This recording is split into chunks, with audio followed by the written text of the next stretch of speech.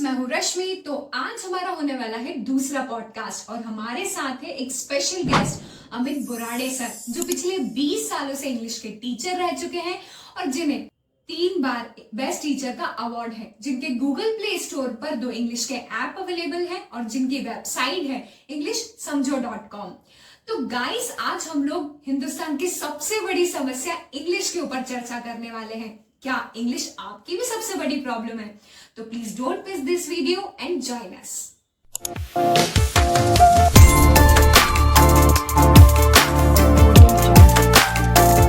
Hello sir, तो कैसे हैं आप? मैं बहुत अच्छा हूँ सर, आई एम ग्रेटफुल कि आप हमारे चैनल पे आए। तो ये एक्चुअली में मेरे लिए बहुत बड़ी बात है कि आप हमारे चैनल पे आए और आज का जो वीडियो होने वाला है स्पेशली हमारे सारे सब्सक्राइबर्स के लिए बहुत ही वैल्यूएबल होने वाला है।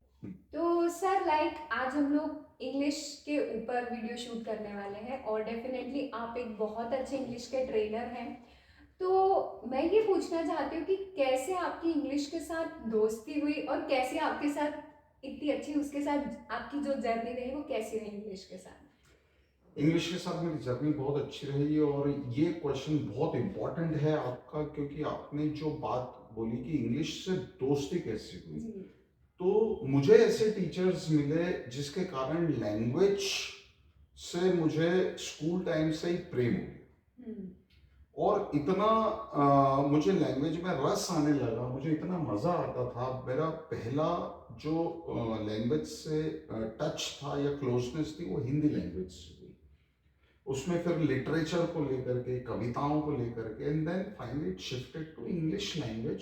तो वो जो आदतें थी एक लैंग्वेज के क्लोज जाने की, उसको एक्सप्लोर करने की, उसको पूरी तरह से डिस्कवर करने की, वो मैं हिंदी के साथ कर चुका था। तो वही प्रोसेस अभी मैं देखता हूँ तो मुझे लगता है कि इंग्लिश के साथ भी मेरी वो जर्नी रही और खूब लिटरेचर को एक्सप्लोर करना। और जैसा कि मैं हमेशा बोलता हूँ कि लैंग्वेज एक अपने आप में कल्चर है, वो केवल लैंग्वेज नहीं होती है। हर वो स्टूडेंट जो ये सोचता है कि किसी एक पर्टिकुलर एग्जामिनेशन को पास करने के लिए वो लैंग्वेज को सीख लेगा और 2-3 महीने की ग्रामर और ये सब चीज़ें या प्रैक्टिस क्वेश्चंस करके और पार कर लेगा, मुझे कभी भी नहीं लगता है कि वो उस चीज़ में सक्सेस होने वाला, because you have to finally love language to learn language.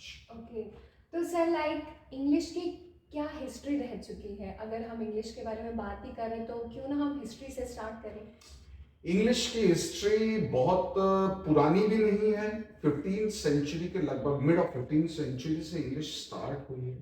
Basically ये आपकी स्कॉटलैंड से इसका ओरिजिन है और इंग्लिश चूंकि अब एक यूनिवर्सल लैंग्वेज है, इंटरनेशनल लैंग्वेज है, सभी देशों में लगभग 105 देशों की सेकेंड लैंग्वेज इंग्लिश है इस समय। तो English is a very important language and with the time it has developed a lot. और जर्नी जो शब्द है वो आपका इंपॉर्टेंट इसलिए है क्योंकि इंग्लिश की जर्नी अभी भी रुक नहीं रही है। हर साल इंग्लिश की डिक्शनरी में लगभग 2000 शब्द जोड़ते हैं और ये मेरी शिकायत है हमारी हिंदी लैंग्वेज के साथ में कि उसमें हमारी नई चीजें नहीं जुड़ रही है। तो जब नई चीजें जुड़ती चलती है तो इससे पता चलता है कि प्रोग्रेस ऑन है, रिसर्च ऑन है, डिगिंग ऑन है। हालांकि इंग्लिश लैंग्वेज या हिंदी लैंग्वेज एक बहुत जेनरिक फील्ड हो चुकी है, लेकिन अभी भी नई चीजों के होने की या ढूंढने की संभावना उसमें बनी है। ओके, तो सर हम अगर इंग्लिश पे बात कर रहे हैं तो अगर मेन इंडिया की बात की जाए तो इंग्लिश हमेशा से एक बहुत ही कंट्रोवर्शियल टॉपिक रह चुका है। बिकॉज या तो कुछ लोग चाहते हैं कि हम इंग्लिश अगर जानते हैं तो हम सुपीरियर हैं, हमें सब आता है, और जिन्हें इंग्लिश नहीं आती उन्हें ऐसा लगता है कि हम बेवकूफ़ है, हमें एक्चुअली में कुछ नहीं आता, या उन लोगों से चिढ़ते हैं। तो इसके बारे में आपका क्या ख्याल है? यदि ये ऐसा है तो बहुत गलत बात है, लेकिन ये बात भी सच है कि इंग्लिश एक संभ्रांत लोगों की भाषा के रूप में हमेशा एग्जिस्ट करती ही रही है। वैसे भी ये अंग्रेजों की भाषा है और ऑफिशियली आप देखने जाएं या कहीं कनेक्टिविटी के पॉइंट ऑफ व्यू से देखने जाएं, या आपने जो बात बोली उसकी बिल्कुल मैं जड़ को टच करने की भी कोशिश करूं तो जो सैलरीज मिल रही है इंग्लिश स्पीकिंग लोगों को और जो हिंदी स्पीकिंग लोगों को मिल रही है, क्या उसमें डिफरेंस नहीं है? डेफिनेटली डिफरेंस है। और देखिए इंग्लिश के साथ में नॉलेज का ऐसा भी नाता है कि इस समय यदि मैं अवेयर होना चाहता हूँ तो जितने सोर्स ऑफ इंफॉर्मेशन अवेलेबल है वर्ल्ड में, मैगजीन्स के थ्रू, इंटरनेट के थ्रू, वेबसाइट्स के थ्रू या एप्स के थ्रू, ये सारी किस भाषा में चल रही है? इंग्लिश में चल रही है। तो इंग्लिश सोर्स ऑफ इंफॉर्मेशन भी तो है। तो जिसके पास ये टूल है वो बट ऑब्वियसली नॉलेज और अवेयरनेस के पॉइंट ऑफ व्यू से थोड़ा सा एक्स्ट्रा रहती है उसके पास में जानकारी, और जानकारी उसमें यदि ईगो लाती है, यदि कॉन्फिडेंस लाती है, या जानकारी का अभाव या न होना दूसरे में कॉन्फिडेंस का अभाव पैदा करता है या अवेयरनेस का अभाव पैदा करता है, तो वो नेचुरल है और वो रहेगा। क्योंकि यहाँ मामला दिख लैंग्वेज का रहा है, लेकिन लैंग्वेज के कारण जो अवेयरनेस और नॉलेज के कारण जो गैप बन रहा है अवेयरनेस और नॉलेज का, वो चीज यदि घमंड को ला रही है या डिफरेंसेस को ला रही है, तो हर बार भी घमंड बुरा नहीं होता। यदि वो नॉलेज के कारण आ रहा है तो वो तो फिर विचार करना होगा। सर जैसे आपने घमंड वाली बात बोली कि लाइक हाँ डेफिनेटली ये मैंने भी फील किया है काफ़ी लोगों को। लाइक हम एक एग्जांपल ही देख लेते हैं कि बहुत सारे बच्चे अगर इंग्लिश मीडियम के बच्चे हैं और उस बीच अगर कोई हिंदी मीडियम का आता है तो हर किसी को इंग्लिश नहीं आती, तो लाइक बच्चे फिर उसे चिढ़ाने लगते हैं कि अगर आपको इंग्लिश आती है तो आप बहुत नॉलेजेबल है और हिंदी आती है तो फिर आप तो बिल्कुल ही बेवकूफ़ है। तो आपका क्या इस चीज़ पे मानना है कि लाइक किसी को हिंदी आती तो वो उसके पास कोई नॉलेज नहीं है? नहीं, खैर ये तो बात सही नहीं है, क्योंकि हिंदी अपने आप में बहुत रिच लैंग्वेज है, उसका अपना एक कल्चर है, उसका एक नॉलेज है, और इंग्लिश से बहुत पुराना उसका इतिहास है, और उसके ऊपर फिर संस्कृत तो एक बाकी ही है जो सोर्स है उसका। तो और मैं हमेशा से बोलता हूँ कि इंग्लिश तो बहुत आसान लैंग्वेज है, बहुत छोटी सी लैंग्वेज है। हिंदी बहुत डिफिकल्ट लैंग्वेज है, और संस्कृत उससे भी डिफिकल्ट लैंग्वेज है। हमारे कितने रिच टेक्स्ट हिंदी में लिखे हुए हैं। तो ये डिबेट यदि करने जाएंगे और यदि कोई ऐसा समझता है कि वो उसे बेवकूफ समझ रहा है हिंदी को, तो मैं ये समझता हूँ वो खुद ही बेवकूफ है। Okay, definitely sir. सर अगर हम लोग इंग्लिश की बात कर रहे हैं तो लाइक ऐसे कौन से सोर्सेज अवेलेबल है मार्केट में जो लोगों को हेल्प कर सकते हैं अभी के टाइम में, जो बेस्ट सोर्स इंग्लिश के अवेलेबल है? देखिए स्टैंडर्डाइजेशन ही इशू है इंग्लिश लर्निंग का आज की तारीख में। कोई स्टैंडर्ड सोर्स ऑफ लर्निंग या कोई बुक नहीं हो पा रही है। आप कंप्यूटर साइंस इंजीनियरिंग यदि करने जाएंगे तो उसकी एक यूनिफॉर्मिटी यूनानिमिटी है। यदि कोई व्यक्ति 2 साल इंजीनियरिंग हिंदुस्तान में करता है कंप्यूटर साइंस, और बचे हुए 2 साल वो अमेरिका या यूके में करना चाहता है, तो क्रेडिट ट्रांसफर मिलेगा क्योंकि सिलेबस स्टैंडर्डाइज्ड है। बीएससी कंप्यूटर साइंस में, बीसीए में या बीटेक कंप्यूटर साइंस, उनके सिलेबस में डिफरेंसेस बहुत क्लियर है। लेकिन इंग्लिश का कोई स्टैंडर्ड सिलेबस नहीं है, बहुत वेरिड सोर्सेज हैं। सबसे एपेक्स बॉडीज जो है इंग्लिश में वो इस समय ऑक्सफोर्ड यूनिवर्सिटी प्रेस और कैम्ब्रिज यूनिवर्सिटी प्रेस है, जिन्हें ओयूपी और सीयूपी बोलते हैं हम लोग। दुनिया की सबसे कठिनतम एग्जाम्स भी ये लोग कंडक्ट कर रहे हैं, कैम्ब्रिज जो है। और ये आप बोल सकते हैं सोर्स ऑफ इंफॉर्मेशन है इंग्लिश, जहाँ तक सवाल है। दूसरे नंबर पे आपके कुछ इंटरनेशनल एप्स फेमस हो गए हैं, जैसे कि डुओलिंगो, जो कि यूनिवर्सली एक्सेप्टेड हो गए हैं। तीसरे नंबर पे आते हैं आपके नेशनल बोर्ड्स जैसे कि सीबीएसई, फिर आते हैं स्टेट बोर्ड्स चौथे नंबर पे, पांचवें नंबर पे आएंगे आपकी प्राइवेट पब्लिशर्स, छठे नंबर पे कोचिंग क्लासेस आएंगी, और 7वें नंबर पे कोई पर्सनल ट्यूटर है। तो देखिए कितने सोर्सेज हैं इंग्लिश सीखने के। और इसमें सबसे बुरी बात जो है वो ये है कि ये सब अलग अलग पढ़ा रहे हैं, सब अलग अलग सिलेबस को फॉलो कर रहे हैं। जिसका जो स्ट्रॉन्ग पॉइंट है उसने उसको ब्लास्ट कर दिया है और वो पढ़ा रहा है। एक बहुत महंगी कोई कोचिंग क्लास है, कोई बहुत सस्ती कोचिंग क्लास है, लेकिन उसमें कोई यूनिफॉर्मिटी नहीं। मेरे कहने का मतलब है कि कोई आपको यदि 3,000 रुपए महीने में पढ़ा रहा है और कोई 10,000 रुपए महीने में पढ़ा रहा है, तो उसके प्रैक्टिस क्वेश्चंस यदि 1,000 हैं और दूसरे वाले के 5,000 है, तो उससे क्वालिटी का डिफरेंस पता नहीं चलता। डेफिनेटली। तो सर लाइक आपने कहा कि हर किसी का पढ़ाने का तरीका अलग है, इन्फॉर्म लाइक बिल्कुल है। तो कोई सा एक ऐसा स्टैंडर्ड सिलेबस है, कोई सा फिक्स सिलेबस है कि लाइक यही पढ़ाओगे तो आपको इंग्लिश आ जाएगी बोलना? काश कि ऐसा होता।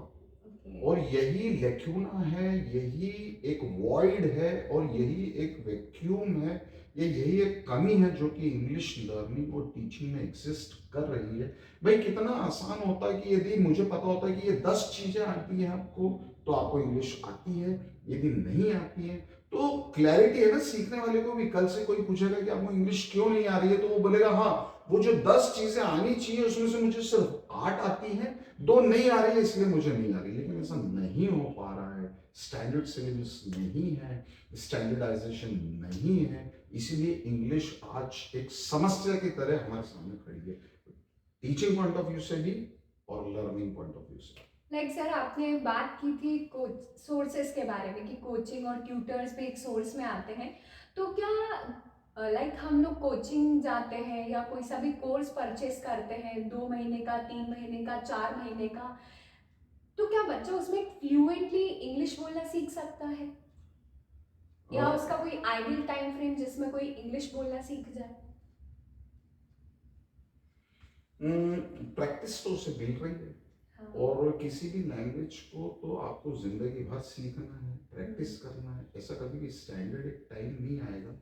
जैसे कि खाना जब हम लोग खाते हैं, तो आप जब खाना खिलाने किसी को बैठ रहे हो तो उससे ये नहीं पूछ सकते कि 3 रोटी में तुम्हारा पेट भर जाएगा, 4 रोटी में भर जाएगा, या 5 रोटी में भर जाएगा।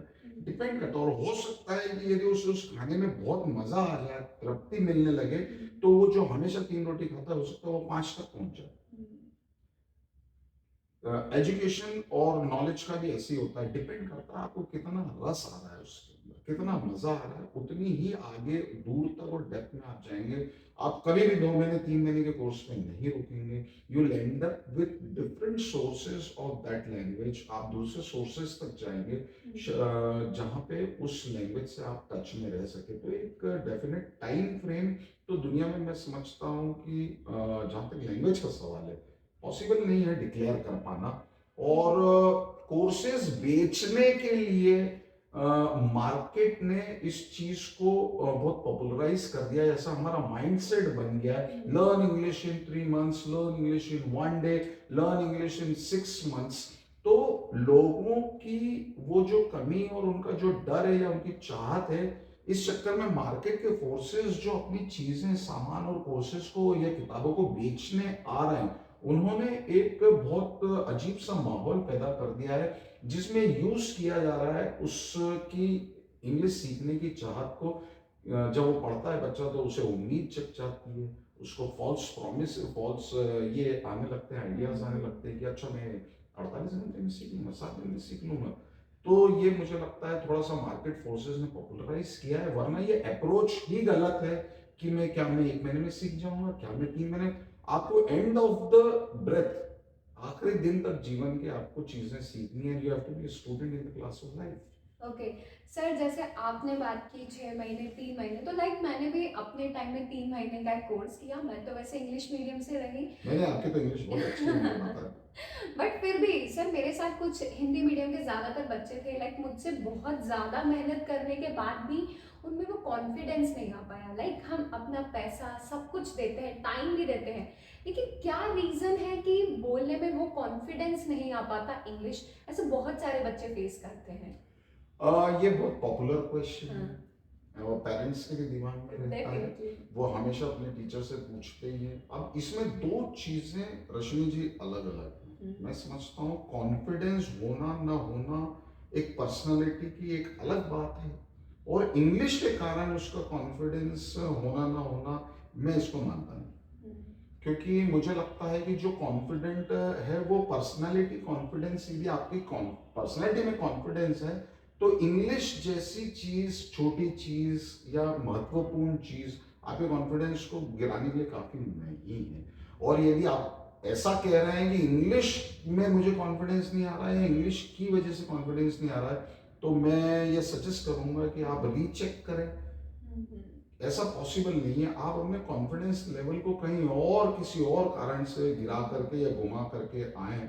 और मैं इस चीज़ को मानने से इनकार करता हूँ कि जैसे यदि मैं फ्रांस में गया एज अ विजिटर यदि मैं घूमने जाता हूँ, पेरिस जाता हूँ, एफिल टावर देखने जा रहा हूँ फॉर एग्जांपल, या यूरोप टूर पे जा रहा हूँ, यूरोप में भी क्या, चेकोस्लोवाकिया में चेक चलती है, इटली में इटालियन चलती है, पोर्चुगल में पोर्चुगीज चलती है, फ्रांस में फ्रेंच चलती है, और यूके में इंग्लिश चलती है, और यूगोस्लाविया और कई स्पेनिश स्पीकिंग कंट्रीज हैं, जर्मन स्पीकिंग कंट्रीज है, फ्रेंच स्पीकिंग कंट्रीज हैं।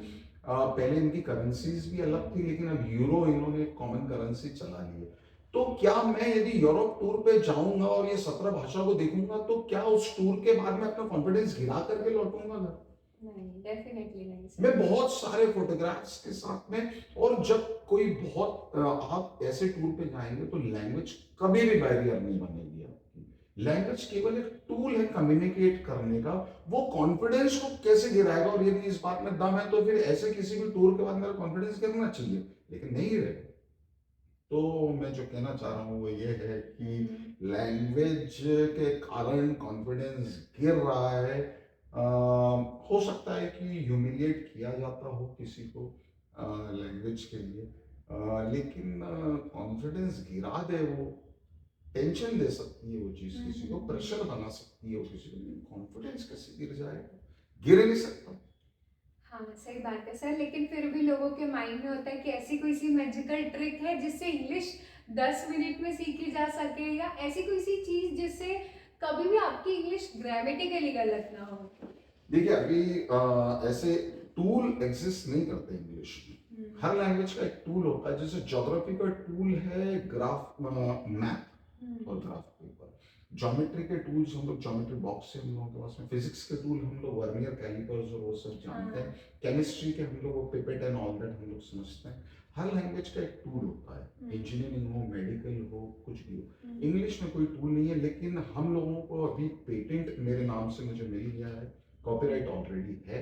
हम लोग 3 स्केल्स लॉन्च कर रहे हैं, एफर्मेटिव, नेगेटिव और इंटरोगेटिव। ये 3 स्केल है, पॉजिटिव, नेगेटिव और इंटरोगेटिव। कोई भी बच्चा यदि उस स्केल को सामने रख ले और जब सेंटेंस बनाएगा, तो उसका सेंटेंस कभी भी ग्रामेटिकली रॉन्ग नहीं होगा। ओके, तो लाइक सर आप भी पिछले 20 सालों से इंग्लिश का ट्रेनर रह चुके, आपके काफ़ी सारे स्टूडेंट्स होंगे। तो कोई ऐसा स्टूडेंट जो आपने देखा हो जो एक्चुअली में इंग्लिश सीखना तो चाहता है बट फिर भी सीख नहीं पाता है, ऐसा कोई से आपका स्टूडेंट रहा हो? बल्कि आप उल्टा आपने पूछती देखा कि हो? कौन था जो सीख गया, तो शायद मैं 2-4 बार नाम बता देता। क्योंकि फिर मैं आपको जैसे कि बता रहा हूँ कि फॉर एग्जांपल हमने स्विमिंग क्लास ज्वाइन की, तो एक ट्रेनर आपको कितने दिन स्विमिंग सिखा पाएगा? जो ट्रिक्स ऑफ द ट्रेड है वो उसने सिखा दी, but then you have to continue with the practice throughout your life. Okay. तो हम तो यही समझते हैं, जो अपना एक सिलेबस छोटा या जो भी बना करके रखते हैं, उसको डिलीवर करने के बाद ये स्टूडेंट रिस्पॉन्सिबिलिटी है कि वो उसको कैरी ऑन करे। ओके, तो सर जैसे सोसाइटी में अब क्या हो चुका है, इंग्लिश लैंग्वेज की जगह एक स्टेटस सिंबल बन चुकी है, जी। तो इसके बारे में आपका क्या ख्याल है? स्टेटस सिंबल तो मानना पड़ेगा कि है, क्योंकि वो जैसे कि मैंने कहा कि नॉलेजेबल लोगों की, अवेयर लोगों की, या संभ्रांत लोगों की भाषा है, तो उसे देख करके ये एक इमेज तो बिल्डअप हमारे दिमाग में होती है कि वो स्टेटस सिंबल है। हालांकि होना चाहिए या नहीं होना चाहिए ये एक अलग मुद्दा है, लेकिन वो है, ये मैं तो मानूंगा। ओके, तो अभी आपने कहा होना चाहिए नहीं होना चाहिए, तो आपके हिसाब से क्या होना चाहिए या नहीं होना चाहिए? नहीं होना चाहिए। ओके, नहीं होना क्यों चाहिए। एक लैंग्वेज स्टेटस सिंबल होगी किसी की? फिर मैं यहाँ पे ये कॉन्फिडेंस वाले जैसे ही प्रश्न है कि कोई ऑलरेडी यदि स्टेटस में हाई है और वो इंग्लिश बोल रहा है, तो वो कहीं तो भी कनेक्ट हो जाएगी चीज। हाँ। तो ये उल्टा मामला हो रहा है एक्चुअली में। कोई व्यक्ति कॉन्फिडेंट है और वो इंग्लिश बोल रहा है, तो हम क्या बोलने लगते हैं कि इंग्लिश मतलब कॉन्फिडेंस। हाँ। लेकिन वो सच नहीं है। कोई बहुत रिच क्लास या अपर मिडिल क्लास, या हम लोग जो रूलिंग क्लास है उसको इंग्लिश बोलते हुए देखेंगे, तो हम क्या बोलेंगे, ये स्टेटस के साथ कनेक्टेड है। जबकि हो ऐसा रहा है कि जिनका स्टेटस अच्छा है वो इंग्लिश का इस्तेमाल कर रहे हैं, इसलिए हमारे दिमाग में ये एक हेलुसिनेशन या एक इमेज बन रही है कि क्या ये स्टेटस से इंग्लिश कनेक्टेड है। अब वो कितना सही है कितना गलत है या तो लोग जाने या साइकेट्रिस्ट जाने। ओके, तो लाइक सर अगर हम बात करें जॉब्स के बारे में जी आईटी सेक्टर्स में, तो वहाँ पे आपका इंटरव्यू बहुत मैटर करता है जी और जिसमें आपकी इंग्लिश बहुत इम्पोर्टेंट है। तो क्या ऐसा उन बच्चों के साथ अनफेयर होता है जिन्हें इंग्लिश नहीं आती है, या फिर लाइक हम लोग देखते हैं डिफरेंसेस भी देख सकते हैं हम, कि जो एक हिंदी मीडियम का बच्चा है उसे उतनी सैलरी नहीं मिलेगी जितनी उसको इंग्लिश वाले को हो आती है, जितनी इंग्लिश उसको आती है उतनी सैलरी उसको मिले, या रिस्पेक्ट में भी डिफरेंस हम देख सकते हैं। तो ऐसा क्यों, मतलब इसके बारे में आपका क्या ख्याल है? देखिए एक इंग्लिश में कहावत है, you have to be a Roman when you are in Rome and you have to play the game by the rules of the game. Hmm, तो यदि इंटरव्यू की भाषा इंग्लिश है हम्म, तो फिर क्यों आप इंग्लिश की तैयारी नहीं करेंगे। हाँ, ये क्वेश्चन ज़रूर जो आपका मायने रखता है कि क्या जिसे इंग्लिश नहीं आती है तो ये तो बिल्कुल गलत बात है कि जिसको इंग्लिश नहीं आती उसे कोई नॉलेज नहीं होता। लेकिन फिर प्रश्न ये आएगा कि जब इस जॉब की रिक्वायरमेंट इंग्लिश है मिनिमम और आपको इंग्लिश नहीं आती है, तो क्या आप इस प्रोफाइल को सूट कर रहे हैं? तो जवाब ना में आएगा। Definitely sir. अब यदि सारी कागजी कार्रवाई इंग्लिश में हो रही है, सारे सवाल जवाब क्लाइंट इंटरेक्शन इंग्लिश में हो रहे हैं, सारे कम्युनिकेशंस आपके जितने हैं, वो पूरे इंग्लिश में हो रहे हैं, माहौल ऐसा है उस मेट्रोपॉलिटन ऑफिस का कि पूरे इंग्लिश में इंटरेक्शन और कम्युनिकेशन होते हैं, तो फिर आप इंग्लिश पे वर्क क्यों नहीं करेंगे। और वहाँ पर जाकर के यदि आप किसी दूसरी भाषा को लेकर के यदि एक बहस छेड़ देते हैं तो बहस तो अपनी जगह पे खड़ी रहेगी और उसका कोई अंत नहीं होगा। लेकिन जो रिक्वायर्ड है ये उतना ही आसान है कि सपोज मैं तीखा खाता हूँ और मैं किसी बड़े रेस्टोरेंट में जाकर के बर्गर या पिज़्ज़ा ऑर्डर करता हूँ और मुझे लगता है इसमें इतनी मिर्ची नहीं है जितनी मैं पसंद करता हूँ खाना, तो मैं उसे बोलूँगा इसे और तीखा। लेकिन उन्होंने एक स्टैंडर्डाइज करके रखा है, स्टैंडर्डाइजेशन है। मैकडोनल्ड्स के सारे बर्गर्स पूरी दुनिया में एक ही टेस्ट के लिए, पिज्जा हट के सारे पिज्जा से एक ही टेस्ट है। वो अलग से आप डाल लीजिए मिर्ची यदि आपको उसमें चाहिए तो ऐसे ही आपको अलग से अपनी स्किल्स डेवलप कर लीजिए यदि आपको वाला जॉब चाहिए तो। बाकी उसका स्टैंडर्डाइजेशन क्यों डिस्टर्ब करेंगे आप। डेफिनेटली सही बात बोली सर आपने। लाइक सर अगर किसी को इंग्लिश सीखना होता है तो बहुत सारे लोगों को मैंने देखा है जाके इंग्लिश मूवी देख ले, द हिंदू पेपर पढ़ ले बेटा, देखना तेरी इंग्लिश बहुत अच्छी होगी। तो आपका क्या ख्याल है कि लाइक इंग्लिश मूवीज देखने से, इंग्लिश न्यूज़ पेपर पढ़ने से कोई इंग्लिश सीख सकता है? प्रैक्टिस तो होती प्रैक्टिस होती है, डेफिनेटली सर। तो जैसे आपने बताया था लोग बेसिक से अपनी इंग्लिश नहीं पढ़ाते हैं, तो जिसको बिल्कुल ही नहीं आती तो वो कैसे इंग्लिश न्यूज़पेपर पढ़ेगा, इंग्लिश मूवीज को देख के सीखेगा? उसे तो शुरुआत से ही करनी होगी। यदि बिल्कुल ही नहीं आती है तो वो पहले कुछ ग्रामर क्लासेस लें या हम लोगों की इंग्लिश सेंटेंस स्किल से शुरू करें, सेंटेंसेस बनाना शुरू करें। इसके अलावा उसको देखिए, जब हम हिंदी जो बोलना सीखते हैं तो उसमें हम लोग पहले ग्रामर नहीं सीखते, लेकिन वो मदर टंग है, वो एडवांटेज है हमें कि चारों ओर से हमें इंग्लिश सुनाई दिखाई पड़ रही है। इंग्लिश के साथ ये एडवांटेज नहीं है, लेकिन यदि वो जीरो है तो उसको बेसिक्स तो ब्रश अप करनी ही होंगे। ओके, ठीक। लाइक सर मैंने बहुत सारे लोगों को देखा है कॉम्पिटिटिव एग्जाम्स में भी कि इंग्लिश उनके लिए एक बहुत बड़ा हर्डल है।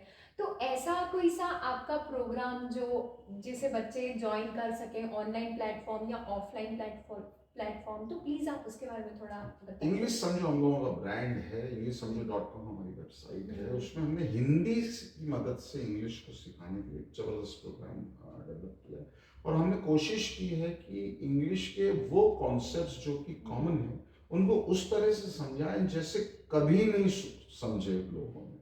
हमारा कॉपीराइटेड मटेरियल है और नहीं समझ में आएगा तो हम लोगों ने पूरा पैसा रिटर्न करने की भी पॉलिसी उसमें डाल रखी है। कोशिश सिर्फ यही है कि बजाय सीखने के हमारे थ्रू लोग इंग्लिश समझ जाए, क्योंकि जो चीज़ समझ में एक बार आ गई तो फिर वो जिंदगी भर उसको नहीं भूल पाएंगे। ओके, ठीक है। तो सर आप और क्या मतलब कैसा आपको इंग्लिश से इतना प्यार कैसे हुआ? क्या पिछले 20 सालों से इतने बच्चों को पढ़ाते आ रहे हैं, कंटिन्यूअसली इंग्लिश पढ़ा रहे हैं, तो कुछ बताइए ऐसे क्या खासियत आपने इंग्लिश में देखी? इंग्लिश में खासियत देखिए, कोई भी लैंग्वेज आखिरकार कौन यूज करता है? जैसे आती। वो कौन होता है? लोग, इंसान ही तो होता है। और इंसान किसी भाषा को कई बार इस तरह से यूज करता है कि आपको उस भाषा से प्रेम हो जाए। हम्म। कि जैसे हम लोग कई एक्टर्स को भी देखते हैं कि उनका उस भाषा को इस्तेमाल करने का एक विशेष तरीका होता है, हमें बड़ा रस आता है उसके अंदर। ओके। तो ये जिन लिटरेचर बोल दें, पोएट्री बोल दें, या जो चीज़ें मैंने पढ़ी, जो क्रिएशन था जो इस लैंग्वेज में, निश्चित रूप से वही चीज़ें मुझे नज़दीक लाई होंगी, ऐसा मैंने सोचा। तो सर अगर मैं आपसे पूछूं, एक क्वेश्चन मेरे माइंड में है जी कि पूछिए। चॉम्स्की कौन है? देखिए, नॉम चॉम्स्की जो है वो इस हम्म। समय दुनिया में इंग्लिश लैंग्वेज में सबसे बड़ा नाम है। हम्म। बल्कि इंग्लिश लैंग्वेज में क्यों बोले, हम्म। आप लैंग्वेज में यदि हम लोग बोले हम्म। कॉमनली, तो नॉम चॉम्स्की सबसे बड़ा नाम इसलिए है क्योंकि वो पिछले कई सालों से एक ऐसी ग्रामर पे काम कर रहे हैं जिसका नाम है यूनिवर्सल ग्रामर। और उनका ऐसा कहना है कि ये एक ग्रामर जो वो बनाने की कोशिश कर रहे हैं, आप सिर्फ वो एक ग्रामर सीख लेंगे तो आप पूरी दुनिया की 195 भाषाएं बोल और जान सकेंगे। ओके। और सर बिल ब्राइसन के बारे में कुछ बता सकते बिल हैं? ब्राइसन बहुत बड़ा नाम है इस समय, और इंग्लिश में यदि नॉम चॉम्स्की के बाद में मैं किसी का नाम लूंगा, बल्कि बिल ब्राइसन का कुछ लोग शायद फर्स्ट नंबर पे ले लें। कुछ किताबें भी जो उन्होंने लिखी है, जैसे brief history of everything, her English सीखने वाले के पास उनकी लिखी हुई किताबें होनी चाहिए। हर इंग्लिश सीखने वाले को ये दो नाम मालूम होने ही चाहिए। ये बहुत बड़ी शख्सियतें हैं दोनों। इस समय दुनिया में लैंग्वेज, खासकर इंग्लिश लैंग्वेज में, इन दोनों से बड़ा कोई भी नहीं है। ये लोग क्या कर रहे हैं, कहाँ हैं, क्या रिसर्च का इनका टॉपिक चल रहा है, क्या इनके रिसर्च के पेपर्स पब्लिश्ड हैं, क्या इन्होंने इंटरव्यूज इनके यूट्यूब पे या दूसरी जगहों पे फ्री में अवेलेबल है, यदि ये नहीं जानता है इंग्लिश सीखने वाला, तो बहुत बुरी बात है। ओके। लाइक सर आजकल की अगर हम बात करें, अब की क्यों सर, पहले से भी अगर देखा जाए तो पेरेंट्स को या फ्रेंड्स को देखा है, अगर आपको थोड़ी बहुत इंग्लिश आती है तो लाइक मेरे बच्चे को सब कुछ आता है, मेरा बच्चा बहुत टैलेंटेड है। और अगर आपके बच्चे को इंग्लिश नहीं आती है तो तू बेवकूफ़ है, तेरे को तो कुछ नहीं आता, देख उसके बेटे को देख सारी इंग्लिश आती है। तो इसके बारे में आपका क्या ख्याल है? लेकिन लाइक बहुत सारे छोटे बच्चे होते हैं या बड़े लोगों को भी देख लीजिए जिनको एक्चुअली में इंग्लिश से बहुत बड़ा डर है, तो उस डर को वो कैसे निकालें, इंग्लिश के डर को कैसे निकालें? यदि कमरे में बहुत गहन अंधेरा है और आप डर डर के चल रहे हैं, तो उसका एक ही सॉल्यूशन है कि लाइट चालू की जाए। रोशनी होगी, प्रकाश होगा, नॉलेज होगा, तो ही डर खत्म होगा। ये तो पक्की बात है। खूब प्रैक्टिस करनी चाहिए, खूब सीखना चाहिए, अच्छे सोर्सेज से सीखना चाहिए, किसी भी भाषा के लिटरेचर से जुड़ने की कोशिश करनी चाहिए। और तीसरी बात है, पेरेंट्स को यदि प्राइड की फीलिंग आती है, वो किसी भी कारण से आए, बच्चे को लेके, इंग्लिश को लेके आए, किसी और चीज़ को लेके आए, तो मैं समझता हूँ प्राइड की फीलिंग तो अच्छी बात है, किसी भी कारण से आए, खुशी की बात है। Okay sir. तो सर आज का जो मेरा पॉडकास्ट आपके साथ रहा, डेफिनेटली बहुत ही अच्छा, बहुत ही मुझे बहुत कुछ एक्चुअली में सीखने को मिला, डेफिनेटली हमारे सब्सक्राइबर्स को भी सीखने मिला होगा। और सर एट द एंड आप कुछ बताइए, लाइक क्या बता सकते हैं जो इंग्लिश में बहुत ही प्रॉब्लम्स फेस करते हैं, या जिन्हें बहुत प्रॉब्लम आती है इंग्लिश बोलने में, कॉन्फिडेंस नहीं आ पाता, तो ऐसे कोई सी ट्रिक्स या ऐसी कोई सी बातें जो आप बता सकते हो तो प्लीज़। देखिए, बहुत शॉर्ट में तो मैं नहीं बता पाऊंगा क्योंकि पूरा लैंग्वेज का मामला है ये।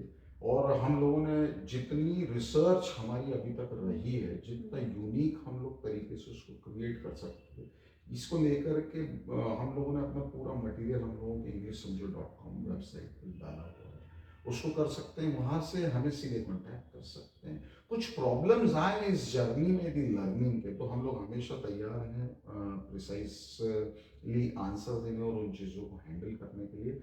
और जहाँ तक ट्रिक की बात है, तो ट्रिक उस स्केल में है हमारी तो मुझे लगता है कि और बहुत इकोनॉमिक प्राइस पे हम लोग दे रहे हैं, और बस इसी उम्मीद से कि लोगों को कॉन्फिडेंस आ जाए, वो पकड़ एक जो लैंग्वेज पे होनी चाहिए वो आ जाए, और पकड़ आ जाएगी तो कॉन्फिडेंस अपने आप आएगा ही। और मेरा मैसेज फिर से ये है कि इंग्लिश को सीखना नहीं है, इंग्लिश को समझना। इंग्लिश को समझना है, लाइक सीखने से पहले जी बिल्कुल, समझना जी है। बिल्कुल। ओके, थैंक यू सर जो आज थैंक यू सो आप मच। मेरे चैनल पे आए।